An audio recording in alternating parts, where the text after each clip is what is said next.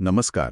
आणि drawn and redrawn the making of India's internal boundaries या चर्चेमध्ये आपले स्वागत आहे. हे इंडिया स्टेट स्टोरी या प्रकल्पाचा भाग आहे, जो भारताच्या राजकीय आणि प्रशासकीय सीमा कशा बदलत गेल्या याचा अभ्यास करतो.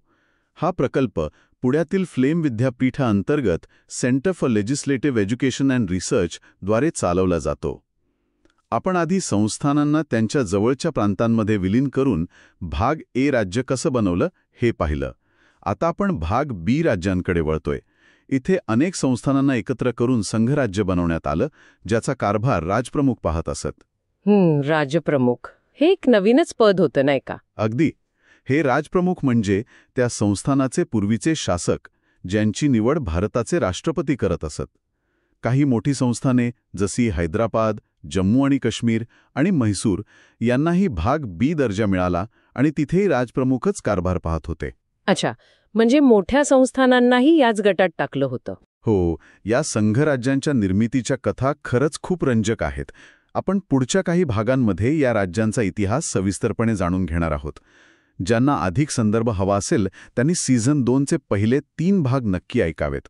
त्यात भारताच्या एकीकरणाची प्रक्रिया, कायदेशीर बाजू आणि महत्त्वाच्या व्यक्तींची माहिती आहे. आणि हे सगळं विश्लेषण लेखांवर आधारित आहे, बरोबर? हो, आमचे हे विश्लेषण इंडिया स्टेट स्टोरीजवरील संबंधित लेखांवर आधारित आहे, ज्यांना आम्ही गुगलच्या नोटबुक LMच्या मदतीने या संवादात रूपांतरित केलं आहे. लेखांची लिंक शो नोट्समध्ये मिळेल. आज आपण स्वतंत्र भारताच्या अगदी सुरुवातीच्या काळात घडलेल्या एका महत्त्वाच्या घटनेबद्दल बोलणार आहोत. हो, म्हणजे भारताच्या दक्षिणेकडील 2 महत्त्वाची संस्थानं त्रावणकोर आणि कोचीन. बरोबर.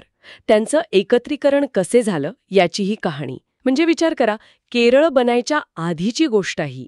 एका बाजूला त्रावणकोर, जिथलं राजघराणं अगदी प्राचीन चेर वंशापर्यंत जातं. आणि त्यांनी तर आपलं राज्य श्री पद्मनाभ स्वामींना समर्पित केलेलं होतं.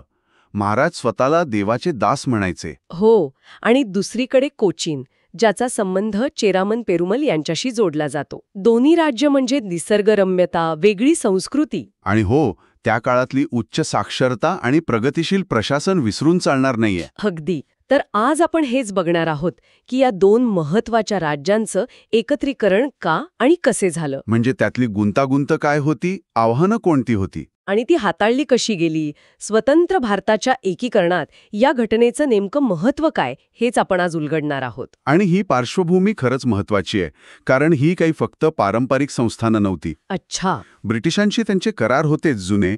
कोचीनचा 1791 मध्ये, त्रावणकोरचा 1805 पर्यंत ईस्ट इंडिया कंपनीशी.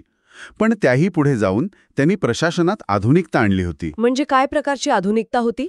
उदाहरणार्थ, कोचीन हे पहिलं भारतीय संस्थान होतं जिथे न्यायपालिकेला कार्यकारी मंडळापासून वेगळं केलं गेलं होतं. अरे वा. इतकंच नाही, 1925 पर्यंत त्यांच्या कायदेमंडळात निवडून आलेल्या सदस्यांचं बहुमत होतं. आणि 1946 मध्ये तर त्यांनी संविधान सभेवर आपले निवडून दिलेले प्रतिनिधी पण पाठवले होते. अच्छा. आणि त्रावणकोरमध्ये काय परिस्थिती होती? त्रावणकोरमध्येही कायदेमंडळ होतं, अर्थात त्याचे अधिकार मर्यादित होते. पण दोन्ही राज्यांनी शिक्षणावर, साक्षरतेवर खूप भर दिला होता, खर्च केला होता. हां, औद्योगिकीकरणालाही प्रोत्साहन होतं. त्यामुळे स्वातंत्र्याच्या वेळी ही दोन्ही राज्य प्रशासकीय आणि सामाजिकदृष्ट्या बरीच पुढे होती म्हणायला हरकत नाही. मग आव्हानं कधी सुरू झाली? म्हणजे भारताच्या फाळणीची घोषणा झाली आणि मग परिस्थिती बदलली का? अगदी.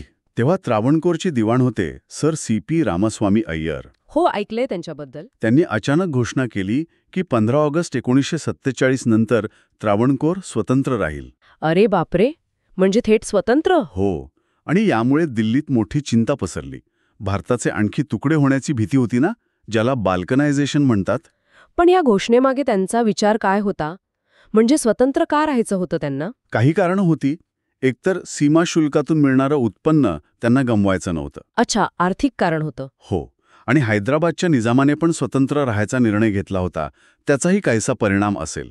पण काँग्रेसची भूमिका स्पष्ट होती. काय होती ती? की ब्रिटिशांची सत्ता संपली म्हणजे संस्थानांना आपोआप सार्वभौमत्व मिळत नाहीये, त्यांना भारतात सामील व्हावंच लागणार आहे. मग ही जबाबदारी आली लॉर्ड माउंटबॅटन आणि अर्थातच संस्थान विभागाचे सचिव VP मेनन यांच्यावर. पण हे एकत्रीकरण म्हणजे काही अगदी सरळ सोपी गोष्ट नव्हती. आपण मगाशी म्हटल्याप्रमाणे आव्हानं होती. खूप आव्हानं होती. अगदी वर्षानुवर्षांची शत्रुत्व होती दोन्ही राज्यांमध्ये, प्रशासकीय अडचणी होत्या. कोणत्या प्रकारची आव्हानं होती जरा सविस्तर सांगाल का? पहिलं आणि मोठं आव्हान होतं ते म्हणजे भौगोलिक रचना. कोचीन राज्याचे अनेक भाग, अगदी राजधानी एर्नाकुलम सुद्धा त्रावणकोरच्या हद्दीत विखुरलेले होते. म्हणजे कसं? बेटांसारखे. हो, अगदी तसंच. त्यामुळे साध्या प्रशासकीय कामात पण खूप अडथळे यायचे. उदाहरणार्थ आता बघा, कोचीनची राजधानी एर्नाकुलम, हं. तिथला पिण्याचा पाण्याचा पुरवठा त्रावणकोरमधून व्हायचा. अच्छा. अनेक महत्वाच्या नद्या दोन्ही राज्यांमधून वाहत होत्या, पण जुनं वैर असल्यामुळे संसाधनांच्या योग्य वाटपासाठी काही समाधानकारक करारच झाले नव्हते. म्हणजे सतत वाद आणि संघर्ष. हो, त्याचा परिणाम कायदा सुव्यवस्थेवर पण व्हायचा. कसा?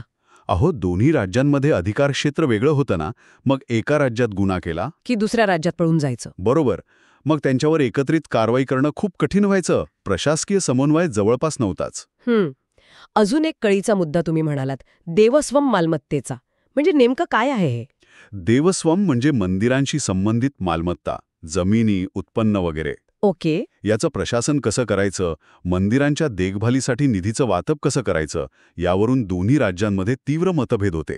एकमत होतच नव्हतं. म्हणजे हा एक अत्यंत संवेदनशील धार्मिक आणि आर्थिक मुद्दा होता. अगदी. आणि या सगळ्यावर कडी म्हणजे दोन्ही राज्यांमधले संबंध. ते कसे होते? व्ही.पी. मेनन यांनीच लिहून ठेवले की ते दशकांपासून अजिबात सलोख्याचे नव्हते. ते एकमेकांना भेटत सुद्धा नव्हते म्हणे. अरे देवा. त्रावणकोरच्या महाराजांना तर सुरुवातीला वाटायचं की एकत्रीकरणामुळे कोचीनच्या राजाच्या तुलनेत आपलं स्थान कमी होईल. त्यामुळे आहे तीच परिस्थिती टिकवून ठेवावी असं त्यांना वाटत होतं. आणि यात अजून एक अँगल होता ना, त्रावणकोरमधल्या तामिळ भाषिकांचा. बरोबर. त्रावणकोर तामिळनाडू काँग्रेस म्हणून एक गट होता. त्यांचा या एकत्रीकरणाला विरोध होता. का? त्यांना काय भीती होती? त्यांना वाटत होतं की कोचीनसोबत एकत्र आलो तर तामिळ भाषिक म्हणून आपली स्थिती अजूनच कमकुवत होईल, आपण अल्पसंख्याक होऊ. मग त्यांची मागणी काय होती? त्यांची मागणी होती की त्रावणकोरमधले जे तामिळबहुल तालुके आहेत, तोवाला, अगस्तेश्वरम, कळकुळम, विळवनकोड आणि शेंकोट्टा, ते थेट मद्रास प्रांताला जोडावेत. बापरे. म्हणजे भौगोलिक, प्रशासकीय, राजकीय, भाषिक आणि अगदी व्यक्तिगत पातळीवरची आव्हानं होती. मग हा सगळा गुंता व्ही.पी. मेनननी सोडवला कसा? इथे तर त्यांच्या मुत्सद्देगिरीची मोठी कसोटी लागली असणार. हो, मेनन यांनी खूप धोरणीपणे पावलं उचलली. त्यांनी आधी त्रावणकोरचे दिवाण सी.पी. रामस्वामी अय्यर यांना भेटून स्पष्ट केलं. काय स्पष्ट केलं? की जी विलिनीकरणाची योजना आहे, म्हणजे इन्स्ट्रुमेंट ऑफ एक्सेशन, ती 1935च्या भारत सरकार कायद्यावर आधारित आहे. अच्छा. त्यानुसार संस्थानांना फक्त 3च विषय, संरक्षण, परराष्ट्र व्यवहार आणि दळणवळण, हे केंद्र सरकारकडे द्यायचे आहेत. बाकी अंतर्गत कारभारात स्वातंत्र्य राहील आणि कोणताही अतिरिक्त आर्थिक बोजा येणार नाहीये. पण अय्यर सुरुवातीला तयार नव्हते ना. ते तर स्वतंत्र त्रावणकोरवर ठाम होते. मग काय झालं? निर्णायक क्षण कोणता आला? तो आला जुलै 1947 मध्ये. एका संगीत कार्यक्रमादरम्यान सी.पी. रामस्वामी अय्यर यांच्यावर एका राजकीय गटाच्या सदस्याने चाकूने हल्ला केला. काय सांगताय? खुनी हल्ला? हो, ते गंभीर जखमी झाले पण वाचले. या घटनेने मात्र सगळं वातावरणच बदलून गेलं. कसं? म्हणजे या हल्ल्याचा नेमका परिणाम काय झाला? हा एक मोठा धक्का होता. त्यामुळे त्रावणकोर सरकारवर अंतर्गत आणि बाहेरून प्रचंड दबाव वाढला. लोकांचा सूरही बदलला. बरे झाल्यानंतर लवकरच सी.पी. रामस्वामी अय्यर यांनी आपला राजीनामा दिला आणि त्रावणकोर भारतात विलीन व्हायला तयार आहे असं सरकारला कळवलं. अच्छा, म्हणजे या हल्ल्यानंतर ते तयार झाले. हो. त्याच काळात लॉर्ड माउंटबॅटन यांनीही महाराजांना भेटून विलीन होण्याचे फायदे आणि स्वतंत्र राहण्याचे धोके समजावून सांगितले होते. आणि मग ऑगस्ट 1947 मध्ये त्रावणकोरने विलीनानाम्यावर आणि स्टँडस्टिल करारावर सही करण्याची तयारी दाखवली. हे विलीनानामे म्हणजे कायदेशीरदृष्ट्या काय होतं नक्की? विलीननामा म्हणजे इन्स्ट्रुमेंट ऑफ ॲक्सेशन. हा तो कायदेशीर दस्तावेज होता ज्याद्वारे संस्थानं 3 मुख्य विषय, संरक्षण, परराष्ट्र व्यवहार आणि दळणवळण, भारत सरकारकडे सोपवत होती. आणि स्टँडस्टिल करार? संबंध जैसे थे ठेवण्याचा एक तात्पुरता करार होता, जोपर्यंत नवीन व्यवस्था तयार होत नाही. ओके. त्रावणकोरच्या या निर्णयाचा इतर द्विधा मनस्थितीत असलेल्या संस्थानांवरही चांगला परिणाम झाला. ठीक आहे. म्हणजे त्रावणकोर भारतात सामील झालं, पण ती मूळचे अंतर्गत प्रश्न तसेच होते ना. म्हणजे तो विखुरलेला भूगोल, संसाधनांचे वाद, देवस्वम प्रशासन, यांचं काय झालं? अगदी बरोबर. इथेच त्रावणकोर आणि कोचीनच्या एकत्रीकरणाची कल्पना पुढे आली. अच्छा, म्हणजे फक्त सामील होऊन प्रश्न सुटणार नव्हते. नाही, पण जर दोन्ही राज्य एकत्र आली तर एक सलग भूप्रदेश तयार होईल. ते विखुरलेले भाग आपोआप एकत्र येतील. हो, बरोबर. आणि एकाच प्रशासनाखाली आल्यामुळे संसाधनांचे वाद मिटवणं सोपं होईल, समन्वित विकास करता येईल. काही उदाहरण? हो, लगेच एर्नाकुलम म्हणजे कोचीनची राजधानी आणि क्विलोन म्हणजे त्रावणकोरमधील शहर यांना जोडणारा रेल्वे मार्ग प्रस्तावित करण्यात आला. आणि देवस्वमचा मुद्दा, तो तर खूपच संवेदनशील होता म्हणालात तुम्ही. हो, त्यासाठी वाटाघाटींमधून एक खास तोडगा काढला गेला. त्यावर बोलू आपण, पण त्याआधी काही महत्त्वाचे समेट झाले. काय? जसे की त्रावणकोरच्या महाराजांना खुश करण्यासाठी आणि त्यांचं स्थान जपण्यासाठी त्यांना नवीन संयुक्त राज्याचे आजीवन घटनात्मक प्रमुख म्हणजे राजप्रमुख बनवण्यात आलं. राजप्रमुख हे पद खास तयार केलं होतं का तेव्हा? हो, हे पद खास माजी संस्थानिकांसाठी त्यावेळी तयार केलेलं घटनात्मक पद होतं. अच्छा, म्हणजे एका राजाला आजीवन प्रमुख पद मिळालं.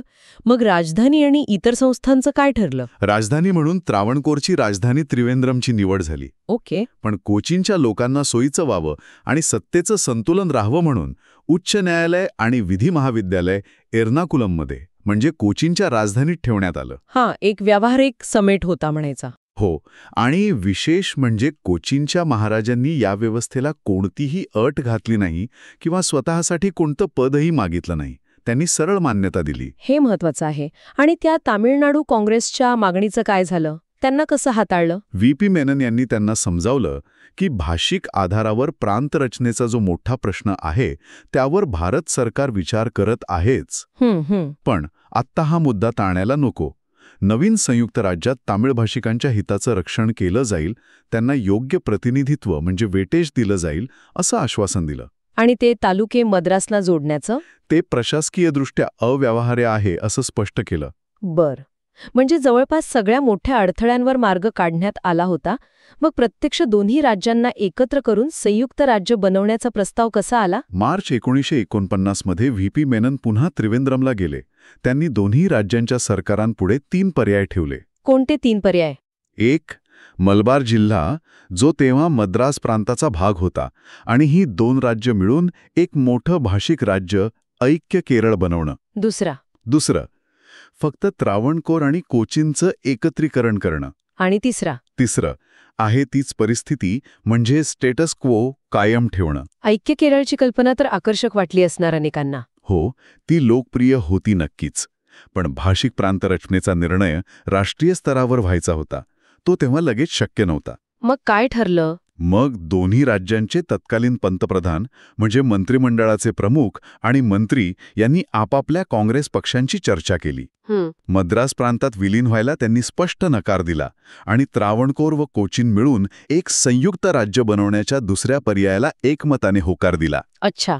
मग आला अंतिम विलिनीकरण करार म्हणजे कोव्हेनंट ऑफ मर्जर. यातल्या महत्वाच्या तरतुदी काय होत्या?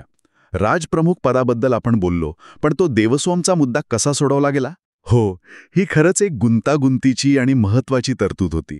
बघा, त्रावणकोरमध्ये श्री पद्मनाभ मंदिराची प्रचंड मालमत्ता होती. हो. पूर्वी राजाने मंदिराचं व्यवस्थापन स्वतःकडे घेतल्यावर ती मालमत्ता राज्यनिधीमध्ये मिसळून गेली होती. अच्छा. तर करारानुसार असं ठरलं की नवीन संयुक्त राज्याच्या सामान्य महसुलातून दरवर्षी 51 लाख रुपये देवस्वम निधी म्हणून बाजूले काढले जातील. 51 लाख? मोठी रक्कम आहे. हो, यातले 6 लाख रुपये खास श्री पद्मनाभ मंदिरासाठी राखीव असतील. आणि या निधीचं व्यवस्थापन कोण करणार? त्यासाठी एक स्वतंत्र मंडळ असेल.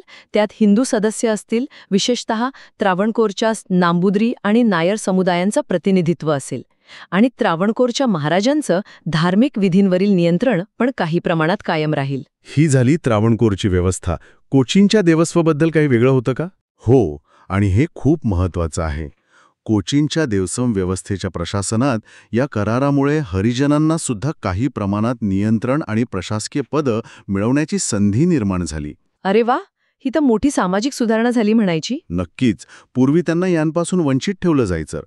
ही एका प्रशासकीय समस्येचं निराकरण तर होतंच, पण त्याबरोबर परंपरा, महाराजांचं नियंत्रण आणि आधुनिकता, सरकारी निधी, सामाजिक सुधारणा यांचा समतोल साधण्याचा एक प्रयत्न होता. खूपच इंटरेस्टिंग आहे. बरं, आर्थिक बाबींमध्ये राजांचे तनखे कसे ठरवले, म्हणजे प्रिव्ही पर्स? त्रावणकोरच्या महाराजांचा वार्षिक तनखा 18 लाख रुपये निश्चित करण्यात आला. 18 लाख? हो. आणि कोचीनच्या महाराजांचा तनखा 2,35,000 रुपये ठरवण्यात आला. आणि त्यांच्या वारसांचं काय?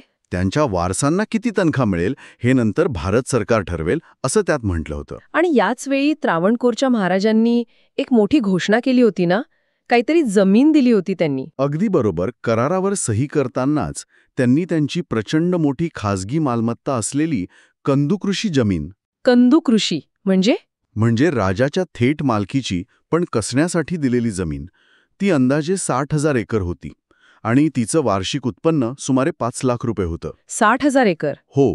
ती जमीन त्यांनी स्वेच्छेने राजाला देऊन टाकली. हा एक मोठा आणि अनपेक्षित निर्णय होता खरं तर. खरंच. आता एक अजून इंटरेस्टिंग मुद्दा जो या कराराला जरा वेगळा ठरवतो, तो म्हणजे अधिकारांच्या हस्तांतरणाचा. बरोबर. आधीच्या विलिनीकरणांमध्ये कसं होतं की संस्थानं फक्त ते 3 मुख्य विषयच केंद्राकडे देत होती. हो, संरक्षण, परराष्ट्र व्यवहार आणि दळणवळण. पण त्रावणकोर कोचीन करारामध्ये एक विशेष म्हणजे परमिसिव्ह तरतूद होती. काय होती ती? यानुसार राजप्रमुखांना भविष्यात जर त्यांना योग्य वाटलं तर संघराज्याच्या यादीतील म्हणजे फेडरल लिस्टमधील कर आकारणीशी संबंधित विषयांवर पण कायदे करण्याचा अधिकार केंद्राला देण्याची परवानगी होती. अच्छा, म्हणजे हे पूर्ण विलिनीकरणाच्या दिशेने एक पाऊल होतं म्हणायचं. हो. हे आधीच्या करारांमध्ये नव्हतं. हळूहळू पण निश्चितपणे अधिकारांचं एकत्रीकरण होत होतं. तर मग हा करार अंतिम कधी झाला आणि हे नवीन राज्य कधी अस्तित्वात आलं? हा करार मे 1949 मध्ये अंतिम झाला. सह्या झाल्या. 14 जुलै 1949 रोजी दोन्ही राजांनी सुधारित विलीनाम्यावर सही केली, ज्यात राज्यांच्या एकत्रीकरणाचाही समावेश होता. आणि राज्य कधी सुरू झालं? 1 जुलै 1949 पासून त्रावणकोर आणि कोचीनचं संयुक्त राज्य united state of Travancore and Cochin अधिकृतरित्या अस्तित्वात आलं. हे एक मोठं राज्य असणार. किती क्षेत्रफळ आणि लोकसंख्या होती अंदाजे? हो, मोठं राज्य होतं. 9,155 चौरस मैल क्षेत्रफळ, सुमारे 75 लाख लोकसंख्या आणि अंदाजे 13.4 कोटी रुपये वार्षिक महसूल. या करारामुळे एक सामायिक कार्यकारी मंडळ, एक सामायिक कायदेमंडळ आणि एक सामायिक उच्च न्यायालय अस्तित्वात आलं. ओके. दोन्ही राजांची मालमत्ता आणि देणी या नवीन संयुक्त राज्याची झाली. आणि सर्वात महत्त्वाचं म्हणजे राजप्रमुख आणि त्यांचं मंत्रिमंडळ हे आता भारत सरकारच्या नियंत्रणाखाली आलं. म्हणजे आणीबाणीच्या परिस्थितीत कारभार ताब्यात घेण्याचा अधिकार पण भारत सरकारला मिळाला. हो, तो अधिकारही मिळाला. म्हणजे खऱ्या अर्थाने ही दोन्ही राज्य भारतीय संघराज्याचा एक अविभाज्य भाग बनली. इथे एका कार्टूनमध्ये पण व्ही.पी. मेनन त्रावणकोर आणि कोचीनला एकत्र आणण्यात यशस्वी झाल्याचं मार्मिकपणे दाखवलं आहे. हो, हे संयुक्त राज्य यशस्वीपणे आणि तुलनेने शांततेत स्थापन झालं हे खरंच व्ही.पी. मेनन आणि सरदार पटेलांच्या नेतृत्वाखालील भारतीय नेत्यांच्या मुत्सद्देगिरीचं एक मोठं यश होतं. स्वतंत्र भारताच्या राजकीय एकत्रीकरणात याचं योगदान खूप महत्त्वाचं आहे. तर या सगळ्याचा अर्थ काय काढायचा? आपण पाहिलं की सुरुवातीला स्वतंत्र होण्याची शक्यता होती, दशकांची शत्रुता होती, तिथून सुरुवात करून अत्यंत गुंतागुंतीच्या वाटाघाटी झाल्या, दबाव आले, काही निर्णायक घटना घडल्या. आणि त्यातून मार्ग काढत शेवटी तळजोडी आणि समेटामधून एका संयुक्त राज्याची निर्मिती झाली. ही खऱ्या अर्थाने यात सहभागी असलेल्यांच्या राजकीय आणि प्रशासकीय कौशल्याची कहाणी आहे. नक्कीच. आणि या विलिनीकरणाचं महत्त्व खूप मोठं आहे. संस्थानांना भारतात सामील करून घेण्याच्या त्या मोठ्या प्रक्रियेतला हा एक महत्त्वाचा आणि यशस्वी टप्पा होता. या दोन्ही बाजू साधल्या गेल्या असं म्हणता येईल का? हो. एका बाजूला परंपरा आणि स्थानिक भावनांचा आदर राखला गेला, जसं राजप्रमुख पद, देवस्वम निधीची विशेष तरतूद. आणि दुसऱ्या बाजूला पुरोगामी पावलं पण उचलली गेली. कोचीन देवस्वममध्ये हरिजनांना संधी, भविष्यात अधिक विषय केंद्राकडे देण्याची शक्यता. हे एकत्रीकरण म्हणजे तडजोड, धोरणात्मक विचार आणि प्रासंगिक कठोर भूमिका यांचं एक उत्तम उदाहरण आहे. आणि आता ऐकणाऱ्यांसाठी एक विचार करायला लावणारा मुद्दा सोडून जाऊया. अशा प्रकारची जी विलिनीकरणं झाली त्यावेळी ज्या तडजोडी केल्या गेल्या त्याचे दीर्घकालीन परिणाम काय असू शकतात? बरोबर. म्हणजे विचार करा, जर त्रावणकोर स्वतंत्र राहिलं असतं किंवा ते त्रावणकोरचे तामिळबहुल भाग तेव्हाच मद्रास प्रांतात गेले असते, तर आज त्या प्रदेशाचा राजकीय, सामाजिक, आर्थिक मार्ग किती वेगळा असता. किंवा त्यावेळी देवस्वम किंवा राजप्रमुखांबाबत ज्या तडजोडी झाल्या त्याचा आजही कोणत्या ना कोणत्या रूपात त्या प्रदेशाच्या वर्तमानावर प्रभाव असेल का? नक्कीच. यावर विचार करण्यासारखं आहे.